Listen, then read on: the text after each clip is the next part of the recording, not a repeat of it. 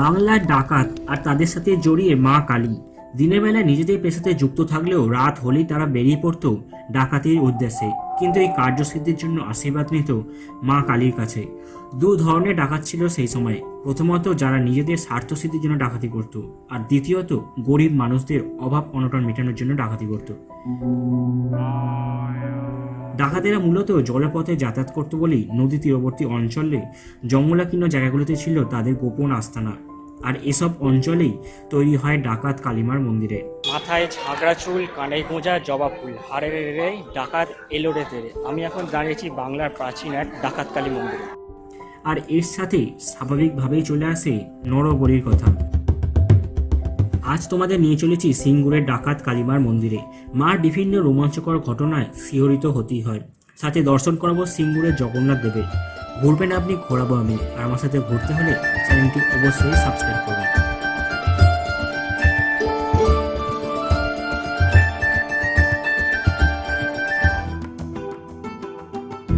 চন্দননগরের কাছেই সিঙ্গুর একসময় ডাকাতির জন্য কুখ্যাতি ছিল।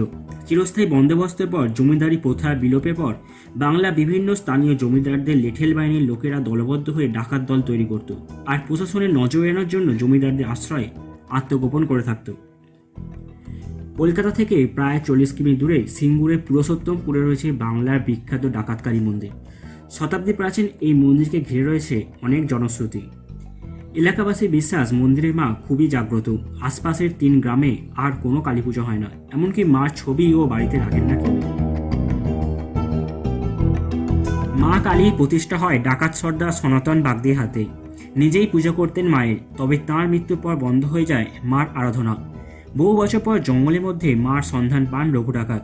তিনি আবার ঘট প্রতিষ্ঠা করেন, নিয়মিত মার পুজো করতেন, আর পুজোর সময় ঘর থেকে ফুল পড়লে তবেই সেদিন ডাকাতি করতে পারতেন। সামনে যেটা দেখতে পাচ্ছেন এটা হচ্ছে নাট মঞ্চ, আর তারপরেই রয়েছে মায়ের মূল মন্দির, আর উপরে হচ্ছে অফিস ঘর, আর ওই সাইডে আছে মহিলা এবং পুরুষের আলাদা করে টয়লেটের ব্যবস্থা।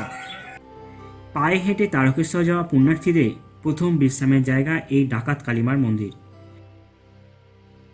কালী মন্দিরটি উঁচু ভিত্তিবেদির ওপর প্রতিষ্ঠিত, দক্ষিণমুখী এবং 8চালা মন্দির। গর্ভগৃহের সামনে ত্রিখিলান প্রবেশদ্বারযুক্ত অলিন্দ। গর্ভগৃহে প্রবেশ করা এই একটি রাস্তা। মন্দিরের সামনে রয়েছে টেরাকোটার অলঙ্করণ।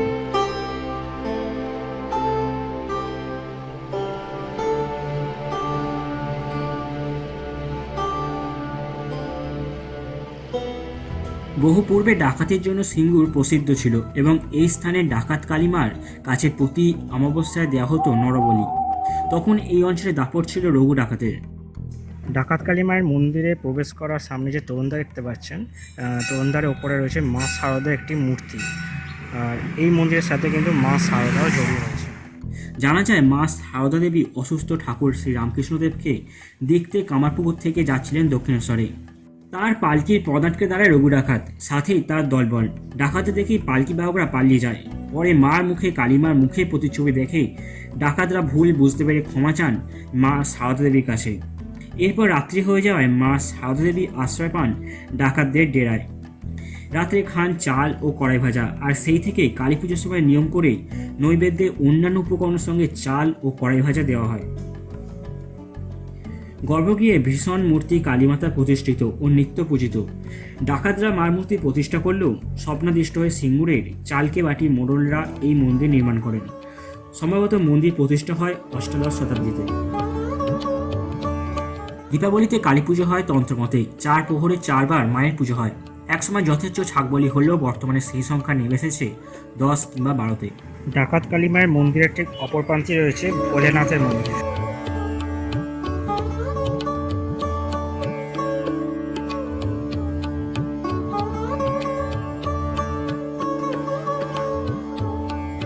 শিব মন্দিরে শিবলিঙ্গ ছাড়াও রয়েছে পঞ্চমুখী হনুমান ও গণেশজির মূর্তি।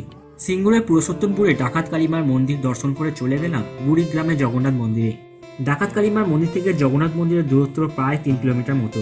সবুজ গাছপালা দিয়ে ঘেরা সুন্দর এই জগন্নাথ মন্দির। মন্দিরে প্রবেশ করার আগে পেরোতে হবে ছোট্ট এই বাঁশের সাঁকো। এক পাশে হচ্ছে জগন্নাথ দেবের মন্দির, আর অপর দিকে আনন্দবাজার। এখান থেকে কিছু জিনিস আপনি কিনেও নিতে পারেন। সারা সাদা কালো মার্বেল পাথরে মেঝে আর বিশাল বড় হল ঘরে একদিকে রয়েছেন জগন্নাথ দেব, সুভদ্রা, বলরাম দেব, আর উল্টো দিকে রয়েছেন ভক্তি বিরাজ্য স্বামী ভূপত সিং।